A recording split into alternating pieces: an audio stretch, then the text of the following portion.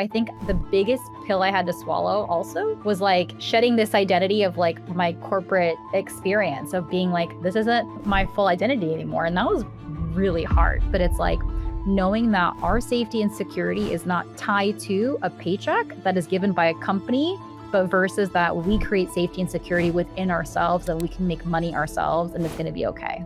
Security is kind of an illusion in a sense, right? Because we really think like, yeah, I have a stable job. It's stable until it's not. And it means that it's something that you want to take action on, but you're scared or nervous to. So just do it very messily and experiment first. Maybe you feel better that you took a step closer to what it is you've been sitting on. Hi, Dani. How are you? I'm good. How are you doing? Good. Thank you so much for joining us today. I'm excited to be here. It's going to be a good one. Yes, absolutely. So most of our interviews, I start with asking about your earlier, upbringing and what you were interested in, just to kind of be curious about, how did things start for you? So we'll start there. When you were younger, what kinds of things were you interested in? Yeah. When I was little, I don't know why, but I wanted to either be a psychologist or a teacher. I always was like really curious about helping others, but also understanding like why people, did what they did or where it came from or what the root was. So that was always something that was kind of like in the background for me. Yeah, absolutely. I can relate to that a lot because I went on to study psychology, but that was exactly what I was also very interested in. Why do people do what they do? So after that, how did you decide what you wanted to study in college? And, what was that process like for you? Well, I had no idea. When I went to college, I had no idea what I wanted to do. I had thought about being a teacher. I thought about being a psychologist.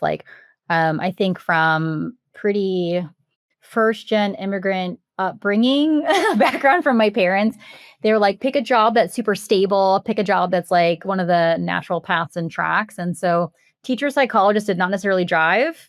So I didn't pursue those passions when I was in university. So I had no idea what to do and I didn't know where I wanted to be. And so I actually ended up doing like a lot of career exploration. They offered it at my university. So I was doing career exploration. You could create your major essentially. It's called interdisciplinary studies. And so I ended up focusing and doing a focus on communications, business, and sociology, which if you think about it, makes a lot of sense now. Yeah, absolutely. So how was that kind of coming up with that major? What did you learn? And how do you maybe use some of that today? Yeah, I think the communications piece had always interested me because when I was in high school, I didn't like love necessarily. I think it was like a natural thing for me of being able to do presentations and speak on topics, especially if I was super passionate about it. I had no clue, but that was just something that happened to be a natural gift. I still don't claim that to this day, even as a speaker and a podcast host and a coach. But apparently that is one of those things for me. And so I was like, okay, let me explore that. And I was taking classes. I just remember it was like, oh yeah, it just feels really natural to come up and just speak on a topic that I'm passionate about. So that was one thing. Also, I think just being able to figure out people's communication styles, what it is they want, what they're trying to achieve, and like how I can bridge it together has always been something that I've always loved too. I've always been a translator. So like whether it is translating and understanding people from different cultures or backgrounds to like literally the corporate landscape has been like my thing of being the mediator of finding that like middle ground.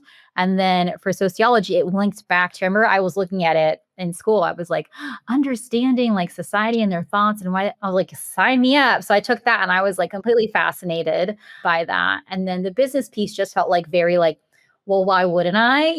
Right. I was like, well, why wouldn't I do that? And so that was just more so like, I don't know, like maybe like the expected choice or like the Yeah. safe quote unquote choice is what it felt like for me. But it was pretty interesting, I would say, when all came to be. I ended up doing a lot of PR internships when I was in college. And then I ended up and I studied abroad in the UK and I had a fashion PR internship. And I realized through that role, I actually didn't love PR, but I loved the idea of working in the merchandising retail space, which ended up becoming e-commerce for me, which is a whole other rabbit hole we can dive into. But that's kind of how it all came to be. Oh, amazing. And exactly, maybe we can just follow that thread into, so once you finished college, what was the next step for you? What did you want to kind of start trying? Yeah. Well, before I graduated, My last PR internship offered me a job, a full-time job. They're like, "Before you graduate, we're gonna offer you a full-time job." My last semester, I actually studied abroad in the UK, so I had a fashion PR internship, and I realized I did not love PR, so I knew that if I was gonna go back home, that it wasn't gonna be the thing for me probably. But while I was in that fashion PR job, they could kinda see also that nest was not necessarily my gift, but Mhm. they had me doing, like, the showroom and organizing the showroom for different media outlets that were gonna come in and, like, review the products, and I remember Mhm. they had given me this task, and they all came in there like, "Did you do this?" And I was like, I thought I was in trouble, and I was like, "Yes, I did," and they're like, "This is amazing." And I was like, "What?" And they're like, "You should be working in merchandising, you should be looking at assortments and how to put things together," and I was like, "I don't even know what that job is. I have no idea what that is. Like, I don't even know where to begin." And so that's like what kind of sparked this thing about like working some way, shape, or form in the fashion industry. I didn't even know what merchandising was. And when I worked in high school, I worked in a retail store part-time working with clothing. And they had actually asked me too to stay. They're like, "Stay, we'll have you become a store manager." And I remember my mom was like, "She's going to college." But I Yeah. was like, I do love denim. I do love, working in denim. Anyway, so that's what came up there. And then when I went back to the US from the UK, I graduated, I told that PR internship, "No, I'm good. I think I need to pursue something else." But I was going to school in Arizona. I was living in I graduated school a year early. And so I was like, what do I do? I'm planning on living in Arizona. Arizona's no, not knocking Arizona. It is not the fashion capital for all the headquarters. And that's just data. That's just like facts. And so I was trying to find a job and I couldn't find a job. And so also the market was terrible. I graduated in 2010. I couldn't find a job for months. Months, months, months, months, months. I thought I was like a failure, all this stuff. So I ended up getting a sales role at Enterprise Rent a Car through somebody from my school who was in a club with me. And that was my first job. And I worked in sales there. Then I went to work in ADP payroll sales. And then I went to New York for a weekend and I was like flabbergasted by New York in general. I was like, why do I live in Arizona? People who live here like either go to school or have retired or like they just, or maybe like, they just love this atmosphere, but I just love this like big city energy. And then I had also realized, why did I let go of my passion of wanting to work within the retail space? So when I went back from like that weekend away in New York, I remember I reached out to every single person possible that I knew that lived in New York to start to build relationships and network to see if there was any opportunities there. And then I eventually landed my first job being a sample coordinator for New York and Company was my first job ever. And I remember I thought it was so crazy that my responsibility was organizing samples to be shot on models to be photographed for the website. I was like, I get paid to do this. And that's kind of how that started of me working in that space. Wow, that's incredible. Because I am sure, a couple of things, right? Like, one, you graduated when it was also a tough market, right? And I think we're kind of in that right now. And a lot of people are feeling that. So, leveraging your network again there, right? To kind of say, okay, let me talk to people. And that helped you to land your first job. So that's incredible. And then this pivot, same thing, right? You spoke to people and that helped you to kind of land into fashion again, right? So that's kind of an incredible story and message that talk to people, get out there, connect, because that's one way to figure out like, is this right for me? So once you were in that role, what did you learn? What was kind of your takeaway from your first, position there? I realized the importance of building relationships even after once you've gotten a job. Like, I think we think about like networking and having relationships in order to get a job potentially, but also being able to have that once you have the job. So I remember I was there and the person above me was an associate merchant and she was, she had been a coordinator before and she got promoted to associate. And I remember thinking to myself, like, I'm not gonna lie, y'all, like I graduated school. I think I can't remember, like 25 to 30K in student loan debt. I was making $45,000 a year living in New York City in like a apartment that I was sharing with like four other people. And so for me, I was like, I need to become successful or work my way up. Cause for me, making more money is not about like being cute. It's about like, I want to have a more comfortable lifestyle and I want to be able to like pay off my student loans. I want to be able to like have a more comfortable apartment. So for me, it was like, I'm going to hustle so I can move up. and how do you make that happen? And so I remember like asking the person who was above me, like, how do you get to the next step? Like, what do you do? And she was like, you have to, start to communicate what it is that you want, like what that next role is and what you want to do. And so the first thing I learned was I need to figure out what I want my path to be. Do I want to become a merchant? Do I want to become a planner? Do I want to become this, and that? Like figure out what that next step is for me. Then I have to communicate it to like my manager and talk to them about a plan and create that plan so we're on the same page to make it happen and then continue to do the work in order to make it happen. So I remember I had that conversation with my then manager, my then VP or SVP at the time. And I think I kind of like surprised her because she was just like, here's this coordinator who just graduated school like a year or two ago. And here she is asking for a promotion or like, what does it take to get a promotion, which could be ballsy depending what department what industry you're in or what role you're in, what company you're in. And I remember her thinking like, she was like, you have to do these things and da da da da and all this stuff. And I remember that at first it felt like she was like in shock. And then I had to continue to make sure I was like due diligent to follow up with her, to build a relationship with her, to show that I was doing the work, not just to like say it once and let it go, but to keep being like, this is what I've been doing. This is what I've been tracking towards, da da da da, because she didn't necessarily have visibility or exposure to the work that I was doing because she was so many levels up. So I had to Mhm. kind of like find ways to communicate it to her. And those are the biggest lessons that I learned. It's like not just the people who are near you should have exposure to what you're doing, but those who have the keeper to the keys to the next step that you're allowed that you want to take have to also have some kind of form of visibility exposure to what you're doing, or else they're just like, oh, this person's just asking for something. But how do I build a case to actually help them make it happen is to give them that and having a relationship with them. Whether or not you're BFFs or not does not matter. It's just being able to communicate and have that with them, that rapport with them. And how did you build that rapport? Or like, what were some of the like cadences that you set up that helped that person to see, like, oh, yeah, she is doing all these things? I'm not gonna lie, I don't even know if they necessarily liked me or if I was annoying. I'm not even like, 'cause, people are like, "Oh, you had a great manager, that's why," or "You had a great relationship." I don't know if I did. I'm not even gonna lie.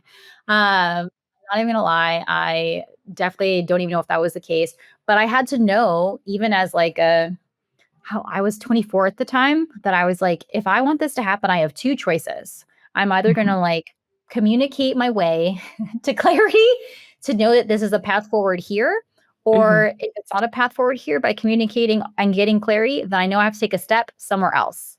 Because sitting here and just like hoping and wondering and wishing is to just lose time, like period. And I'm giving my energy and my value to someone who necessarily is not aligned.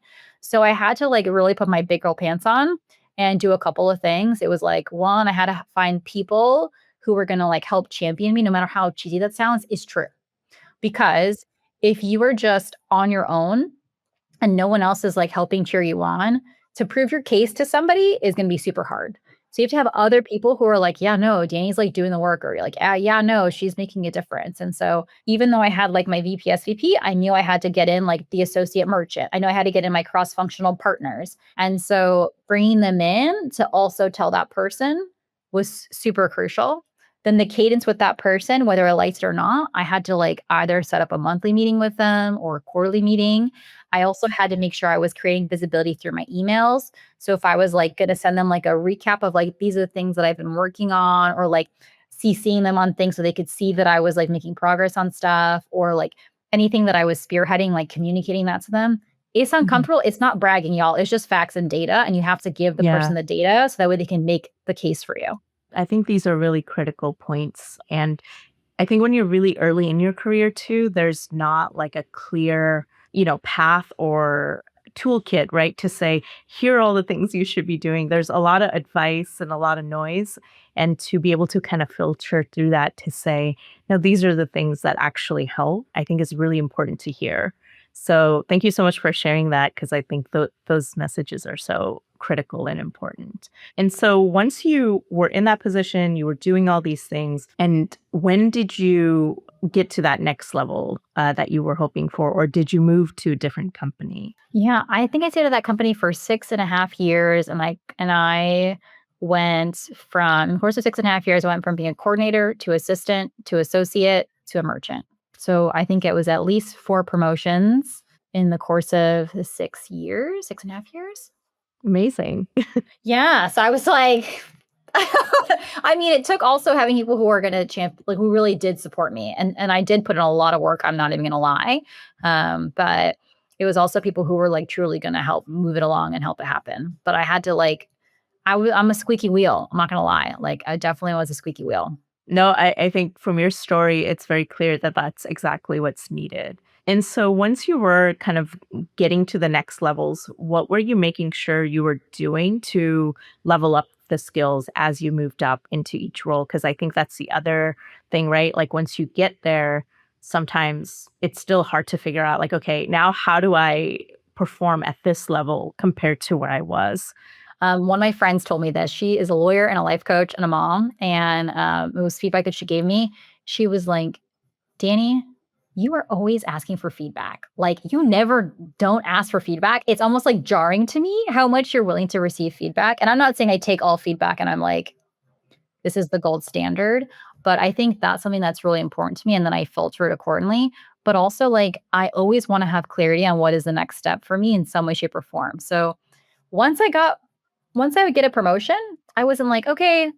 I was like and it's not to say that I wasn't grateful for what I had, but I was, like, always thinking about the next step. So, I got Mhm, the promotion, amazing. Now, in order for me to really complete this to where it needs to be and to move to the next step, what is gonna be required of me so I know what is needed for this role and the next step, and then what skills do I feel like I already have as strengths and where are the gaps? And so, that way I can create an action plan. So that way I reverse engineer it of, like, this is what I think the potential gaps are. So what do I need in order to help support those gaps? And then I create a plan for myself. So it's like I essentially was coaching myself mhm, as like I was in my career that I eventually ended up using as a roadmap for my clients. So that was like a big thing. mhm. So, what would you say are some of the patterns or things that you notice, in each of the different companies that you were part of, right? So, any kind of, these are the truths to career progression, right? So, I know you already mentioned some, but anything that are maybe not obvious to people. I think the common patterns that I had within the companies or just in general for career progression was, do you have a manager and leadership team that are really going to support you and go to bat for you? Because I think we think that like our manager can just like rock in and be like, so and so should get promoted and they're promoted. That's not the case. There's a lot of tape. Like that person has to go to their boss. Sometimes there's an approval process to go even up further to the CEO or the board of directors. Sometimes there are requirements within HR, and it's usually more of like a web, and it's more than just one person that gets you promoted. So I think Mhm, making sure that your leadership team, your manager, whatever the process is for promotion, that path, that they have buy-in in you and that you have buy-in in them because whether you are besties or not, like, they have to help move it forward, I think is something that's really important. And then being able to just make sure like so I think that was something important across all the companies is having that buy-in and then having the clarity. Like being able to have the clarity of like how do you take this step? What is the process to move these things forward? Some companies, they only had it on certain cycles. So it had to be at this time of the year. Other companies was like you just have to hit these requirements. So knowing what that is also is super important, I would say. And ultimately like how they take care and value their employees for those who are like the ones that are really delivering um, as well. and how would you, or what would your advice be to anyone who maybe has a manager that they don't really connect with, or a manager maybe who isn't really seeing the potential in you, right? Or that kind of situation where it just feels like no matter what I do, I'm not really reaching this person. I'm not saying it's to be comfortable. Let's just say that it's getting uncomfortable. So, because I have this come up, this is what I want to achieve, and I feel like maybe potentially you're either we're not getting there, and I want to understand like what additional support or things you need from me in order to help me achieve it, or what gaps do you feel like you're seeing that I need to start to work on in order to get there? That's like one piece. The other piece would be like, this is something that we see we keep working on, and I feel like I'm moving forward. I just want to make sure are we on the same page? It's really just honestly having a direct conversation and seeing where you're at. It's the same thing with a path for promotion. It's like I ultimately want to get here and achieve these goals and having them know that they're coming in on the process with you. It's not an ultimatum, never, never an ultimatum, It's just more so about like, this is where I want to go. What do you think would be best in order to help support this? And bringing them in on, I think, is the most important thing. Because at the end of the day, if they're like, nope, not possible, that tells you, question, do I want to be here? Is this the kind of support that I want? Or they might say, it's going to be difficult, but here are the things that we'd have to make happen. No, I think a direct conversation definitely makes sense in those situations. And I know it can be very difficult to have those direct conversations and maybe hear the feedback more directly, right? Can really help you to figure out like, is this a place I continue in or do I need to look for other opportunities?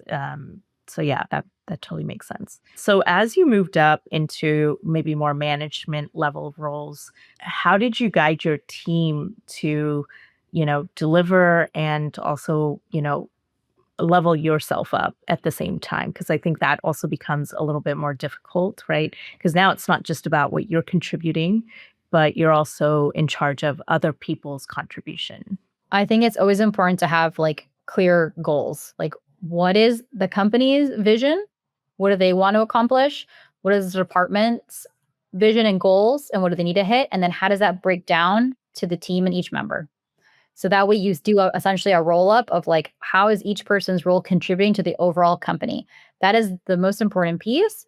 And then always having clarity for each person of like, what is their vision for their next step? What is our vision for them for their next step? What has to be accomplished in the timeline for that to happen? My biggest pain point is when people are like, I know I want to move up, but they don't know what they want to do and they don't know what the timeline is. They don't know what's Mhm. required. And it's like, it's not just your manager, it's on both sides. Both people should have a vision to then come to a middle ground of what makes sense. And I think that's the part that's really important. And so that was a conversation I was always having. If someone was fresh and new to like what that looked like, I'd be like, I want you to sit and think about what you want your next step to be. What does that title sound like? What's that compensation look like? What do you think the skill sets are required of it? What kind of things do you like or dislike from your current job? What do you want to do more of? And then come to me with that recommendation. And then let's have a conversation about it. So I was always Yeah. coaching people on that piece. And Mhm. then once we had alignment, I was always going to go then to my manager or my leadership team and be like, this is what this person's vision is. This is where I agree. This is where I think we should meet them. And then they'd be like, okay, that makes sense. And I go back to them and say, this is the timeline for that plan that you have to make and action it. And then that's what your constant always is then. So your weekly check-ins of your workload and to-dos, yeah, that's important to-dos, but how do those to-dos then roll up into what it is that we said your goals are and your vision are? Yeah, absolutely. And how do you recommend people track those things? Because one of the things, I talk to some clients about is tracking it, right? Like, because it's much easier to forget what you do week to week or day to day. And then come mid year or end of the year review, you having to sit there and go, I know I did a lot, but now I have to kind of backtrack and figure out what it is I did, right? So instead, is there a system you recommend people have in terms of keeping track of, what you're doing on a regular basis? I used to like give different recommendations, and now I think it comes down to what feels most intuitive to the person. Like, I want path of least resistance for you to record your successes. So, if you're somebody who's like a notes person or a running Google Doc person or whatever, a Notion person, like think about how you naturally keep track of things for yourself, and use that as like your default. Pile it out for like a month Hmm. and find the path of least resistance and then just track it. And this is what I usually recommend. If you're like weekly is too much, then do it for the month. That's fine. I say set a timer because people will freak out if you give them endless amounts of time. Set a timer for like 20, 30 minutes. And I want you to look at your first, start with your baseline, is look at your work calendar for the last month. Look at all the invites that you have and track and write down, as those will be like little triggers as reminders of like projects or tasks that you worked on. High level, write those down. Then go back and fill in the gaps. Do like a round two of like, what did those attribute to your role or the company, if it's like a monetary value or any kind of action points. But I think that's a good baseline. And that is if you want to just do it on a high level. Now, if you're somebody who's like, I'm trying to make things happen, you should be doing that stuff weekly and you should talk to your manager about it. So, like in your weekly one on ones, it's not like, oh, look at me, I'm amazing. It's like, hey, this is what I worked on last week. Here's what went well. And here's where I have like blockers I need support on. So that way it's like twofold of like, I worked on this last week and this is what I feel like is going really well. Highlight it. They can use that for their meeting with their manager, for themselves and for you. And then the second piece is like, but also here are the things I need help moving forward. So that way it's like a productive meeting. Yeah. Definitely. And I think sometimes, I speak to clients and they say, well, weekly sounds too much. I'm like, do biweekly, just do something where you do kind of catch up and you have this exchange. So, yeah. So, once you reached management, what was the next step? How did you get into kind of the VP level positions? Because I know that that's a whole nother kind of process. Yeah, my gosh. What did it take? I'm just kidding. Yeah. It took a lot. No, I'm just kidding. It took a lot. And then I went into retirement. No, I'm just kidding. So I would say to get into that level, it was having, like, if you're someone who is not comfortable with having direct conversations, difficult conversations, or advocating for yourself, this is going to be the ultimate test for you, because you have to be able to communicate and share what it is that you're contributing, what is it is going to help the bottom line, and being able to have the follow up to make sure that it gets pushed through. Because I mean, insight into mine was that I was working in another company, my manager at one company, then we had parted ways. I went to another company, and he went to another company as well, and then brought me into this one. And I remember when I wanted to work there, I was nervous about making a lateral move from going from a director to director role, and also leaving another company, under a year. And so I was Mhm. like, if I'm going to move here, I want to be able to get to a higher level. We had a bunch of Mm. conversations and ultimately had landed that, I could potentially move to this VP role in a more compacted timeline. And so what was going to be required for that to happen? So these were conversations I had in negotiations before saying yes. So if you're someone who's going to be scared to negotiate and leave it all on the ground, like, you have to be able to start to be able to figure out, like, what is my value? What can I contribute? And not be shameless, but just being able to stand with that. And so that was a part of it. And then the other part was like, once I was in this new role, it was like, okay, now how do I track what is required in order to make it happen? And how do I continue to follow up? And how do I have visibility? And so for me to get promoted to a VP, it was not just my manager, it was like the chief. It was the chief of my department had to also sign off on it. The head of HR also had to sign off of it. The head of finance for the entire company, multi-billion-dollar company, had to sign off of it. Ultimately, the CEO is gonna have to sign off on it, which is gonna have to get hopefully pushed through by somebody else who's gonna help.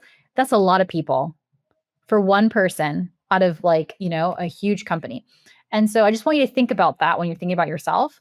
So in order to get all those people to approve it, I had to show that I was delivering and helping move the company's goals forward. So it was not like, oh, I'm just going to work hard and, like, fingers crossed. It was like I was having constant conversations with my manager every single week, showcasing what I was working on, making sure the numbers matched, making sure it was proving it. Also, with the chief of my department, meeting with him, whether it was like monthly or quarterly. I'm going to be 37 and then in September. I still was like having thoughts about, like, oh my God, like, what if I'm wasting his time? I don't know if I should. He's so busy. No, girl, if you want to get promoted, you're going to have to be out there. Like, Mhm. VPs aren't hiding in a corner. So, like, that's not his role. So I had to, like, go and, like, continue to show up. And then there were other cross-functional partners that I know had to, like, know that I was doing a good job and contributing so they could also help champion it. And so I had to, like, really put myself out there in lots of ways that felt so uncomfortable. But for me, and the reason why I wanted to do it, which I think is really important for us, is that it's not just about a title. Mhm. It's about, like, what is your why for you? And for me, it was about, I wanted to be able to achieve this, to become a leader that is, no offense, like, looks like me, sounds like me, and can be in a leadership position and be able to build a team that I felt like was gonna be unique to an organization. That's what it meant for me. I was like, moving further up is gonna give me hopefully some more, like, leverage in order to really bring other people up as well.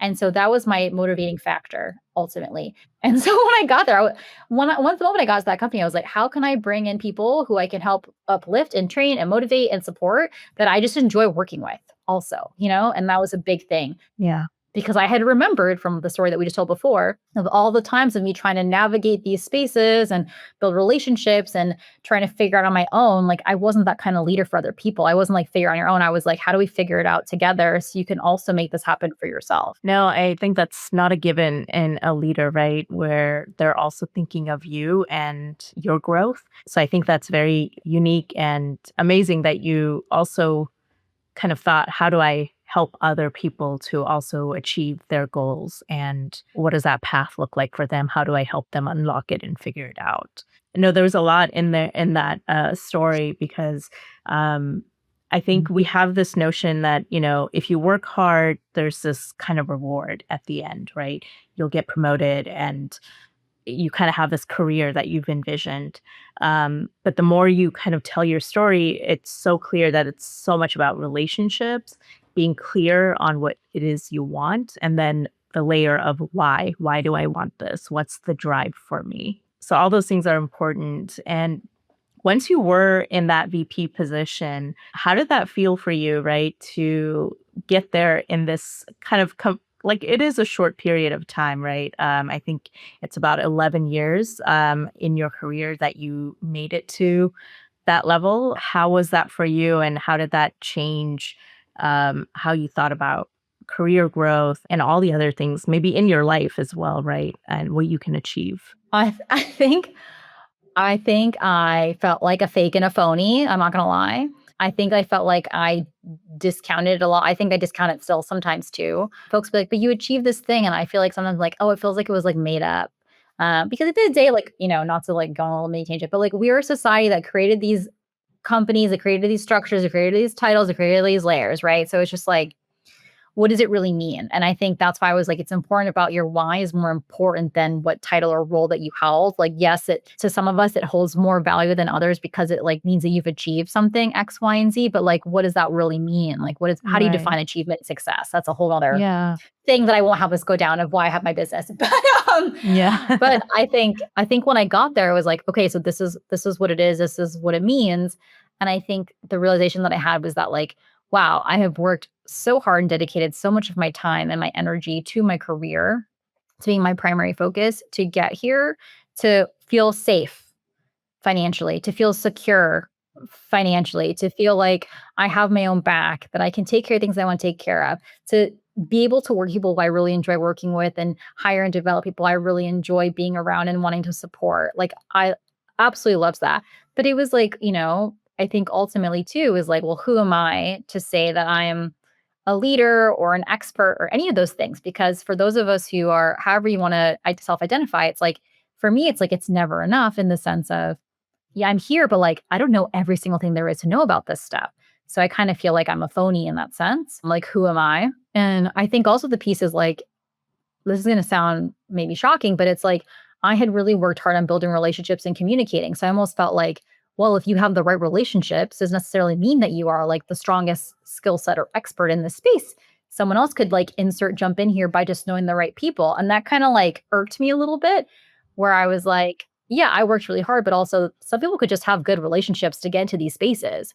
And so I think sometimes we put folks who have these roles on pedestals, but in reality, it's like, how do they get there? And like, how do they support people? And like, what is their like true purpose for wanting to be in these things? I think is something that I started to question a lot. But yeah, I remember I was being asked to, that's when I started doing speaking at conferences because I was asked to speak as like a leader in some spaces for some conferences. And I was like, that's all it took me having this title to then be seen as an expert versus like probably, I think, the work that I had done before this, which was kind of insane to me. Cause then I was like, well, it started to kind of unravel these things for me of like who is behind these different titles in these spaces and like who truly is an expert at what they do versus like who's just really being confident enough to own it no matter what level they're at, which is why I truly believe, and I say this all the time, you can be a leader at any level. It doesn't mean a certain title or having a team. It's just truly being able to own what it is that you want to support and lead and speak on. Yeah, I think that's very interesting, especially the part about like this is all kind of just made up because it Yeah, is, right? it And is. I think we really lose focus of that as we, you know, look at like LinkedIn and all these titles and promotions and I don't know, sometimes you can get really kind of um into that and lose yourself into thinking, oh, look at all these people like doing all these things.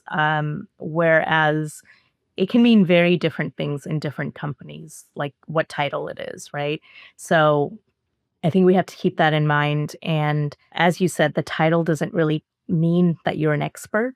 Uh-oh. And so I don't know. I love these these messages and takeaways that you've had. So once you're kind of in this position, you're leading and creating teams. What led you to think about coaching? How did that pivot happen? Ultimately, I knew that I always wanted to have after being in spaces where I was like in licensing, you acquire a brand that maybe isn't performing super well, and then you identify what's not working, and then you make it a profitable brand. So I was like, okay, they can bring me in, I can identify what's working, what's not working, and like help support to make it more profitable. Great. So I understand the concept of a business, I understand the concept of e-commerce. I worked in merchandising and so many different things. And I knew I wanted to do something for myself, but I had no idea what. Everybody was like, you should be an e-commerce consultant. That's the space that you've been in. That's what you know. But it didn't necessarily like light me up in a way where I was like, let me do this for my own business. And so that's something that I was kind of like, I don't know where to start. So the first thing I ended up doing was I just kind of followed my passions, not in the sense of trying to find a job, like a new Mm. career or a new business, but just because I was just, let me do something outside of work for once. So I started volunteering for a nonprofit called America Needs You, which supports first gen college students to find internships. So the first in the family to graduate college. They are sophomores in college, and you get paired with a mentee for 2 years. You're a mentor coach. He was to coach them on job application process, interview process, resumes, all the good stuff that we do as a career coach. And so I was helping with that. And it just lit me up because I was like, I'm first gen. I was first graduate college in my immediate family. I know what it's like when you don't have a path in front of you. That is like the moral of the story for all of my things that I've talked about today and in general in my life. Mhm. And so it's like being able to have a support system. And so I loved doing that. And then I was like, I don't know what I should do for my business still. I was just doing that for fun. And then I hired a business coach and we did like a bunch of assessments and all that good stuff. And she was like, I just don't understand because for your corporate job, you are a leader, you have a team, you coach them on their jobs and their careers and how to move forward. People come to you for interviews and how to get jobs from like your past and your current companies.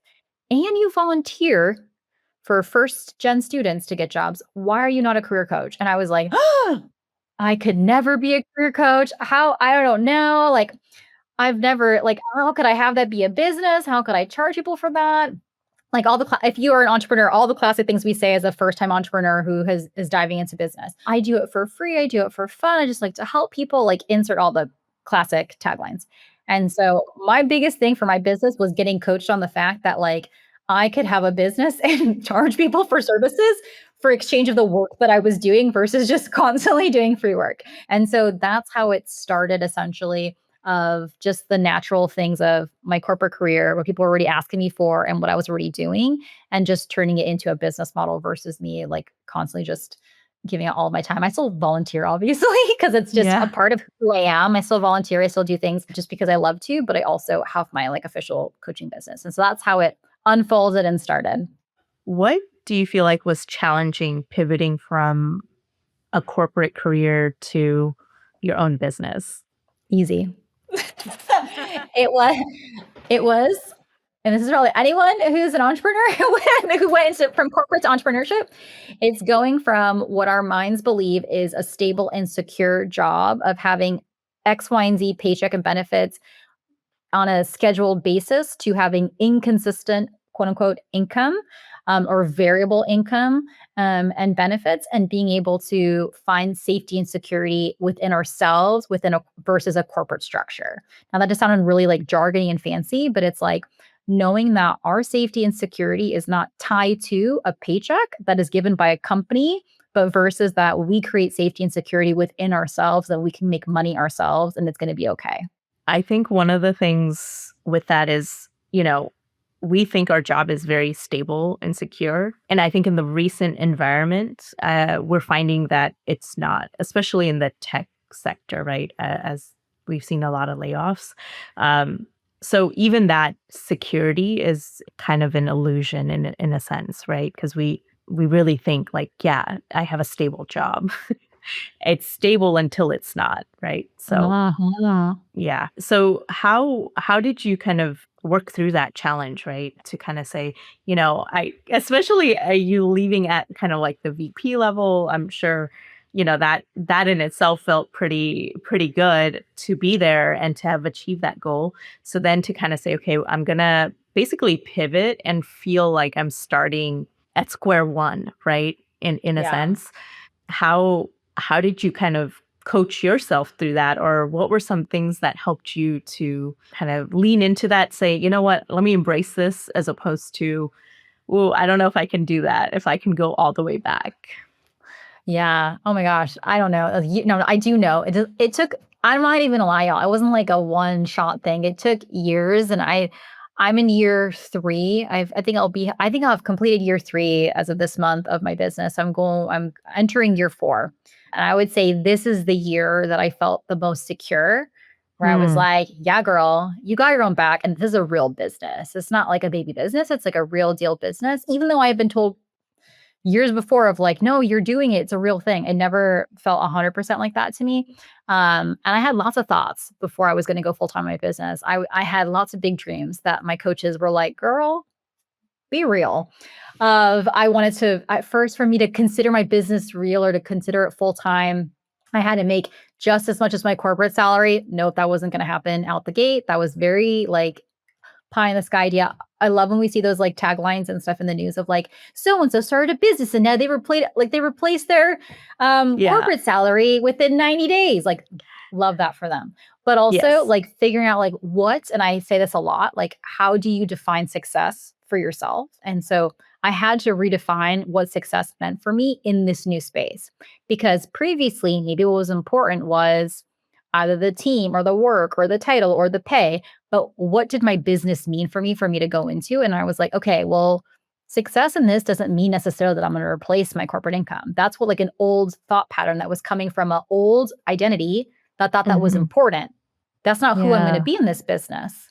I'm building my Hmm. business because I want to help people that I resonate with. I want to work people that I'm really excited to work with. And so I wanted to also get back my time, my freedom of my time and my flexibility of my time and my location. So like we've been trying to lock down this interview, but it's because I've been traveling. I've been Hmm. nomadic for years now. And so that's part of it. And so location Yeah. independence was really important to me. My schedule was really important to me. And then the work that I was doing was really important to me. So that's a shift in priorities versus before, you know? Yeah. And so that's something that I had to figure out for myself as well.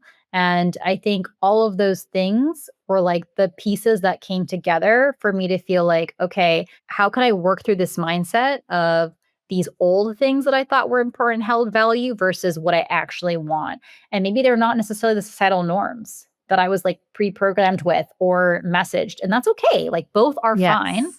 but just Yes. own what it is that you really want. Like both are fine, but own what it is that you really want and how do you have to go after it? And what do you have to kind of like shed or potentially sacrifice or give up? And so I think the biggest pill I had to swallow also was like shedding this identity of like my corporate experience of being like, this isn't my full identity anymore. And that was really hard. Like when I put my notice in, I put in a month's notice because I wanted to be fair to my team and my boss. Even after I had let that go, I think it took me like 6 months to a year where I was like, no, I'm a full on entrepreneur. I'm a business owner. I actually wasn't necessarily fully owned and am proud of it.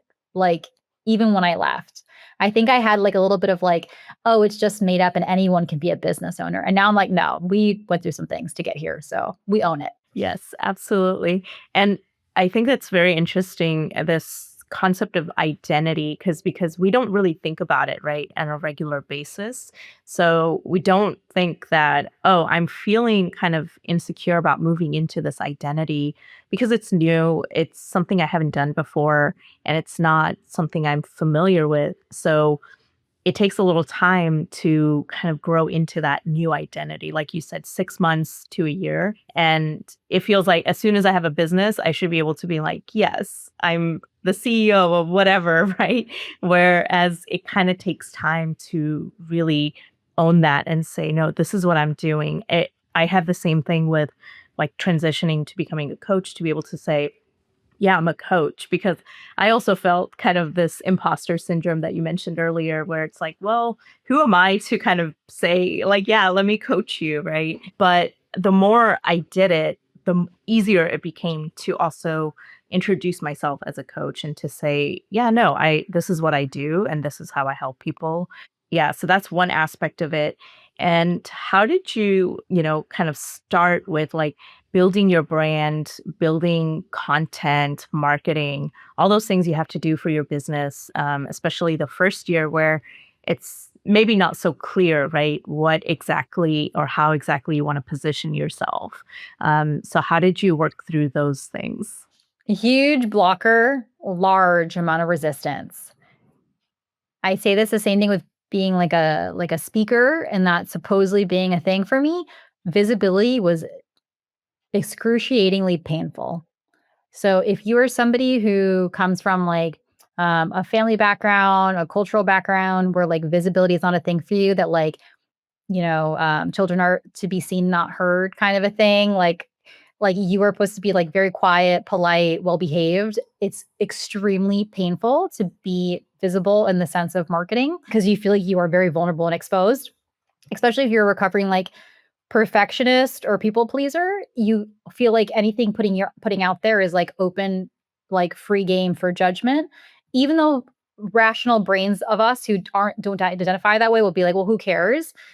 It's like all you've been conditioned to do your whole life is to care. And so to like unravel that and to face like entrepreneurship is the ultimate version of like therapy. And so my business coach, I also picked her because she was formerly a global marketing head of marketing. And so she understood the marketing piece, but she also identifies as like first gen. She's Mexican American. So I was like, she's going to know what's up.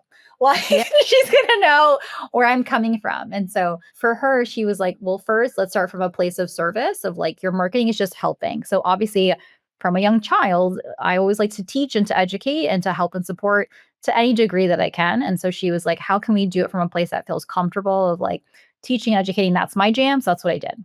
Another thing is like former corporate girly. So like I could do presentations, like we said. Like I'm from when I was in university doing speaking and presenting there to being in corporate to doing presentations. So she was like, well, how can you do that in the space that you're doing now for your marketing? So it was very Mhm. much of like, how do we create safety in these things that are uncomfortable and take those steps? So that was like the baseline for me to start my marketing in any way, shape, or form was like from a place of service and from a place of comfort for how I deliver that for me. And then it evolved. And then when it came to like my quote unquote brand and who I am, that was really her sitting with me and saying like, what are your unique stories to you of like, why are you creating this business? Who are you trying to help? Why are you trying to help them? And then being able to find like those moments in my life that like were the thread back to them to share them. You have no idea how much I despise saying 11 promotions in 11 years and 5 career pivots. And that is the tagline for everything in my marketing. I hate it. Mhm. Well, newsflash to everyone, but I have to say it because it's unfortunately, fortunately, that is the track record in my life, and people identify with that. And so it's not to like showboat, it's just to help people identify and see like a beacon of like, okay, that's something that resonates with me, but we have to share that about ourselves, which is super uncomfortable sometimes. It reminds me of what you mentioned earlier of being able to share like what you've accomplished, right? With the management team because they're not there with you all the time, so they don't know. And it can feel really uncomfortable to certain people who are maybe not used to constantly talking about, like, here's what I've accomplished, here's what I've achieved. And it reminds me of the same kind of thing, but it's like in a much more public way, right? So it's not necessarily just to a few management people and groups, right? But this is like to the world being like, yeah, this is what I achieved. And I'm here to help you navigate that same path, right? But I love that you've kind of used that because that's a huge accomplishment. And I think it's not easy to do, right? It's not easy to navigate and to be able to own it and say, yeah, I did that. I don't know. I really admire it. Thank you. I So, appreciate that. yeah. If that helps for anybody else, it's like me painfully taking my own coaching as well. Just see, but on public display, just so everybody Yes. knows. Yes. And so how did you also find your like initial clients? Because as start a business, that's the hardest part is the first few clients that you're going to work with. And how do you find them? How do you convince them to take a chance on you? Yeah. This is so like silly, funny slash like serendipity was I was so resistant because I was still working at my corporate job. I worked my corporate job for 2 years while I was starting my business. And I was terrified because, right, visibility. I had never, if you look back, not that I'm asking you to do this, I had never posted on like social media about anything really. I had a LinkedIn just because we have them. So I never posted anything on any of that stuff. Even like my Instagram, it had like whatever, 5 images. Now you would see there's way more stuff. Never. And so my first thing my business coach said, baby step, I just want you to like update your LinkedIn to show that you have a business. I'm not asking you to post anything, just like literally add your company to it. And I was like, I don't have an LLC, I don't have this. Da, da, da. She's like, nope. I just want you to say Dani Tan coaching. Like that's it. And like Yeah. update your headline to include it. And that felt like someone had pushed me off a cliff. And so I was like, what is my company going to say? What are my colleagues going to say? Blah, blah, blah, blah. People are going to like, people are like, who she thinks she is. And she gave me a deadline. I updated it. A week later, 1 week later, somebody reached out for coaching. They had searched Amazing. in LinkedIn search terms, career coach, and I had popped up because my information had said it. So I was in the search terms and they reached out, and they reached out because they identified with my career path, my career trajectory.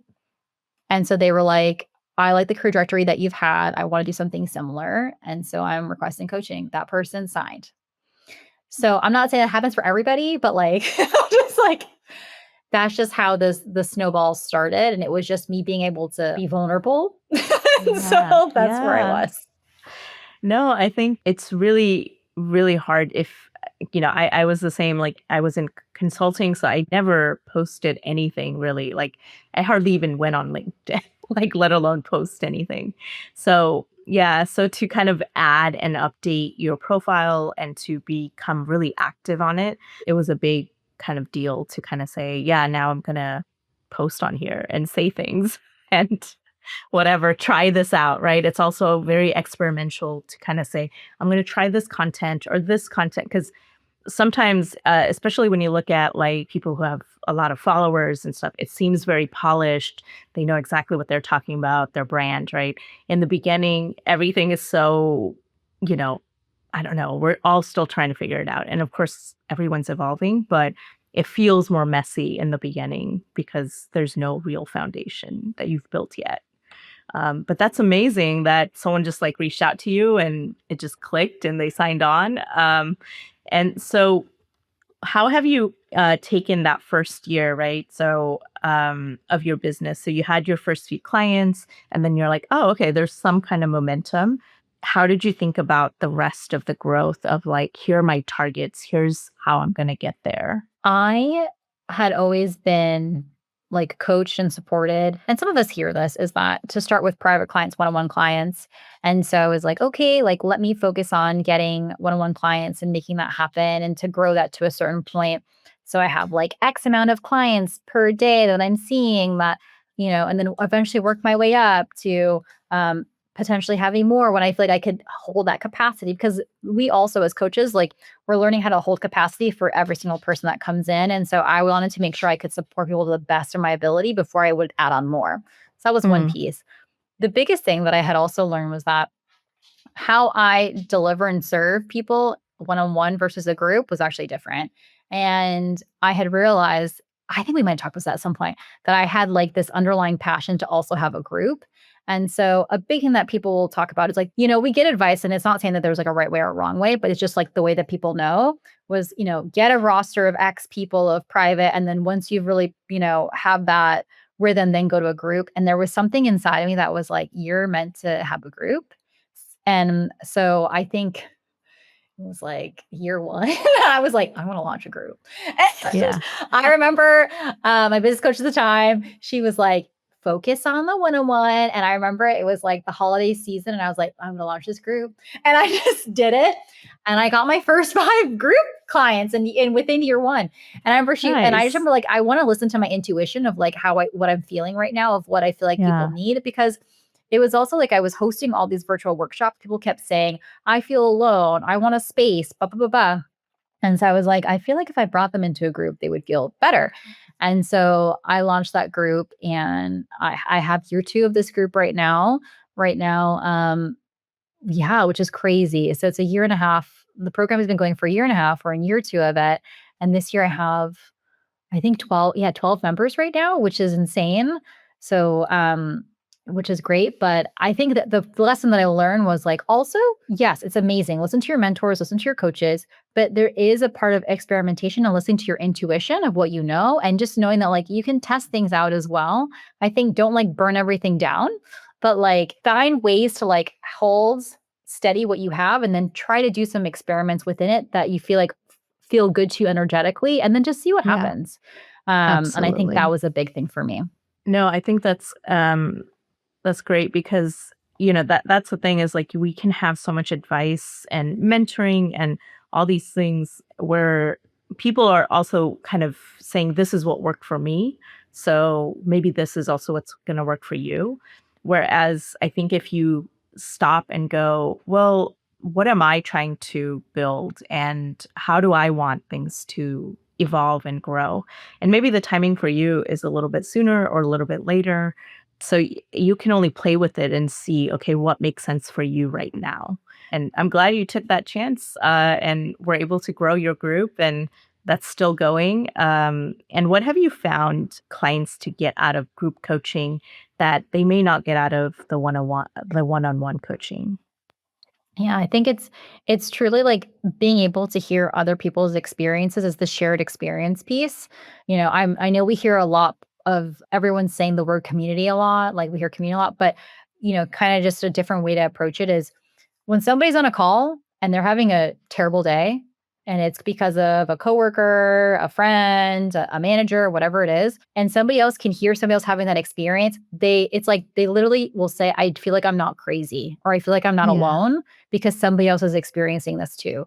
It's not that we're having like a Debbie Downer, like whiny session. It's just like we're owning that that happens sometimes and that we can vocalize it and then we can move through it to the next thing, and other people feel like they can identify with that. Or if they're trying to have conversations with their manager or leader and they're having resistance or they're having challenges or they don't feel like they're valued or they don't feel like they're being heard, somebody else is like, wow, so this isn't just me. It happens to other people too. And the same Yeah. thing is like when somebody achieves what they wanted to achieve. I just had a client who doubled her salary, got a promotion. Like this is not just one, this has happened to multiple clients in this program. And everyone else is like, "Oh my god, it's possible." And like as you said, like in this market, but she put in all this like energy and effort and strategy for a long time of making it happen. And she was at a company before that she felt like was not aligned, that felt very like unhealthy, unsupportive. And she still got a promotion at that company and then got another job.